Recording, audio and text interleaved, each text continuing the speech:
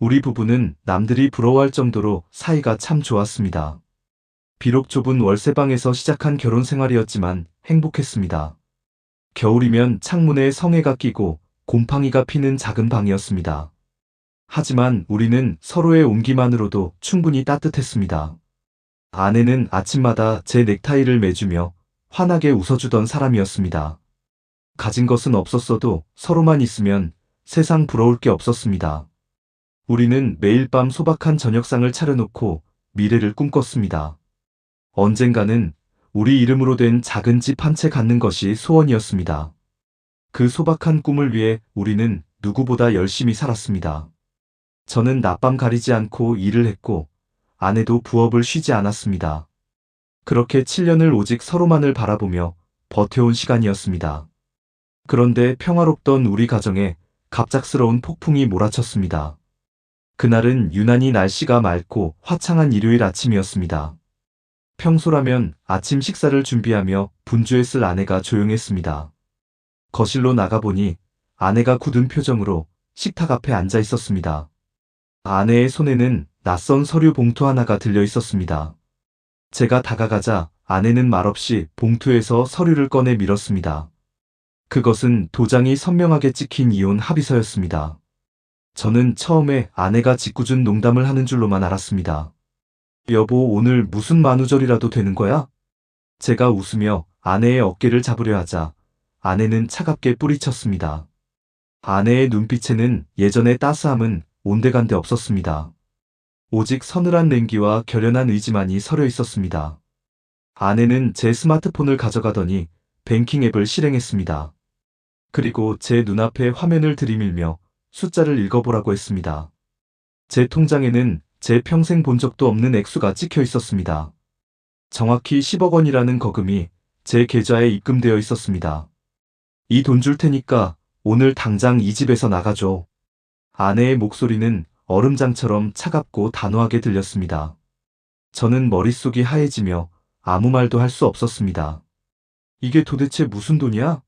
당신 미쳤어? 제가 소리를 지르며 물었지만 아내는 입을 굳게 다물었습니다. 그저 이 돈이면 당신 평생 구질구질하게 안 살아도 된다고 했습니다. 더 이상 가난한 당신 뒷바라지하며 살기 싫다고 했습니다. 저는 아내의 배신감 섞인 말에 가슴이 갈기갈기 찢겼습니다. 그날 이후 아내는 정말 다른 사람이 되어버렸습니다. 집안에서 저를 유령 취급하며 한마디 말도 섞지 않았습니다.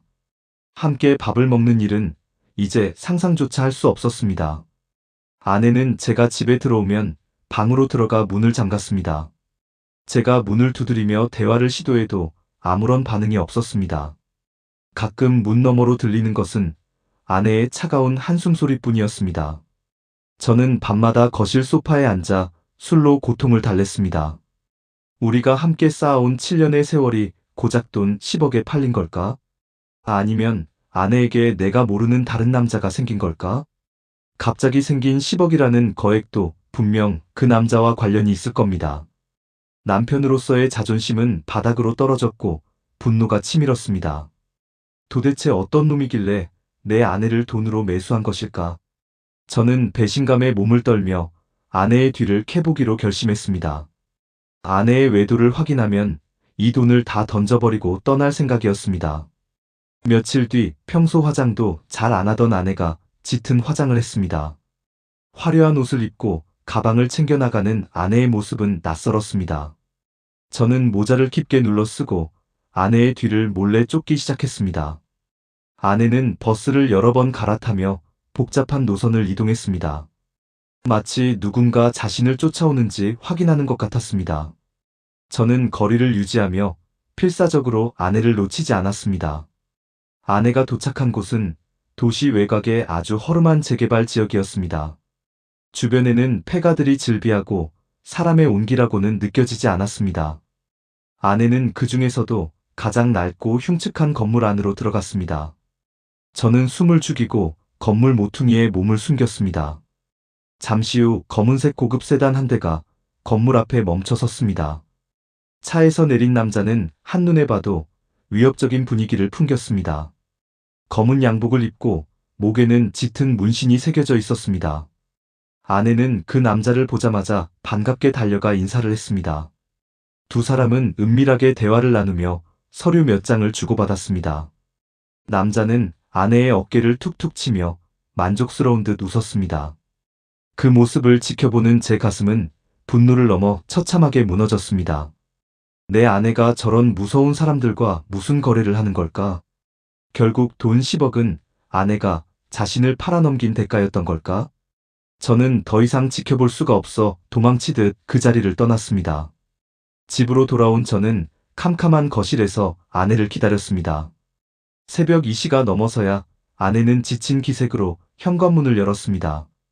제가 불을 켜자 아내는 깜짝 놀라며 저를 쳐다봤습니다. 당신 아직도 안 자고 뭐 하는 거야? 아내는 여전히 차가운 말투로 저를 비난했습니다. 저는 아내에게 오늘 어디서 누구를 만났는지 따져 물었습니다. 하지만 아내는 오히려 화를 내며 저를 밀쳐냈습니다. 상관 말고 돈 받았으면 제발 조용히 좀 나가달라고 했습니다. 저는 아내가 잠들 때까지 기다렸다가 그녀의 가방을 뒤졌습니다. 낮에 그 험악한 남자에게서 받은 서류가 분명히 있을 겁니다. 저는 떨리는 손으로 아내의 가방 속에 손을 넣었습니다. 두툼한 서류 봉투 하나가 손끝에 잡혔습니다. 저는 당연히 불륜의 증거나 재산 분할에 관한 내용일 줄 알았습니다.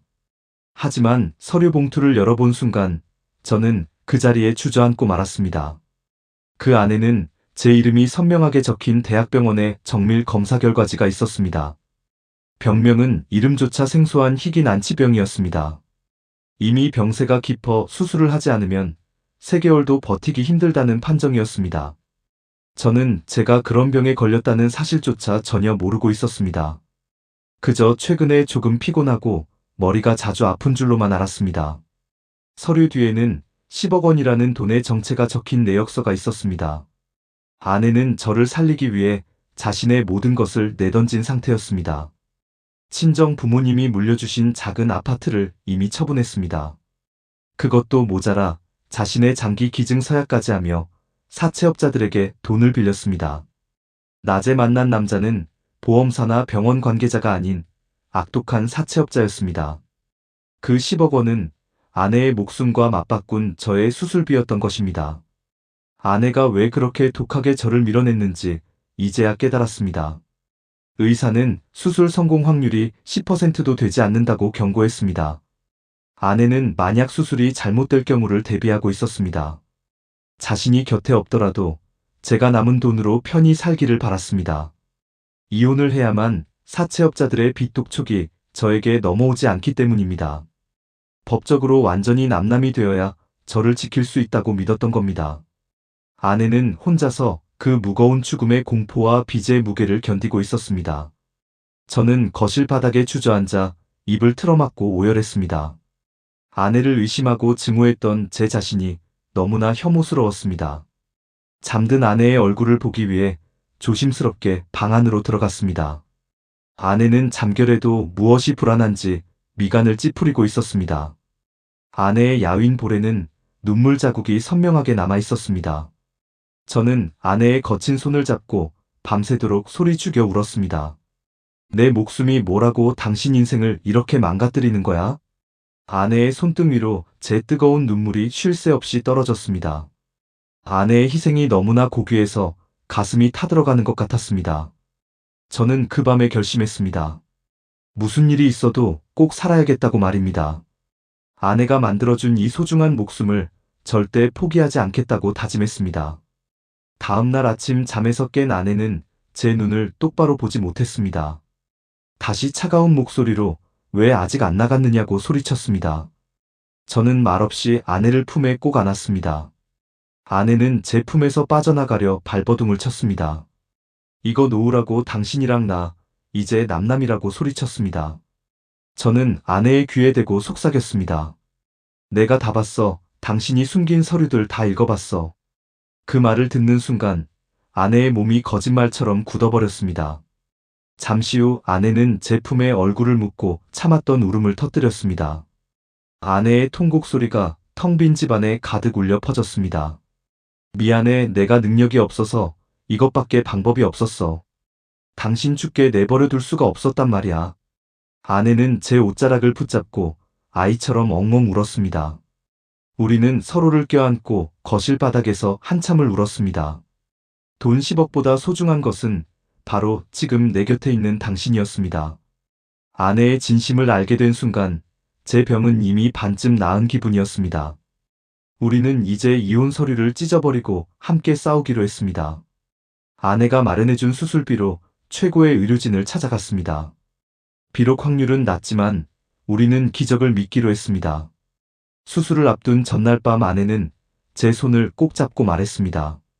만약 수술이 잘못되더라도 절대 나를 원망하지 말라고 했습니다.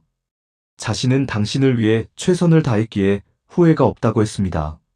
저는 아내의 눈을 바라보며 반드시 살아서 돌아오겠다고 약속했습니다. 사랑하는 사람을 혼자 두는 무책임한 남편이 되지 않겠다고 했습니다. 수술실로 들어가는 복도는 길고 차가웠습니다. 하지만 아내의 따뜻한 손길이 제 손끝에 남아 있었습니다. 마치 기운이 퍼지기 직전 마지막으로 본 것은 기도하는 아내의 뒷모습이었습니다. 그리고 기적이 일어났습니다. 의사들도 고개를 저었던 어려운 수술이 성공적으로 끝났습니다. 중환자실에서 눈을 떴을 때 가장 먼저 보인 것은 아내의 부은 눈이었습니다.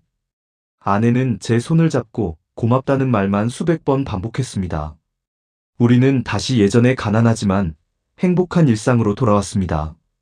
비록 사채 빚을 갚느라 더 힘든 노동이 기다리고 있었지만 즐거웠습니다.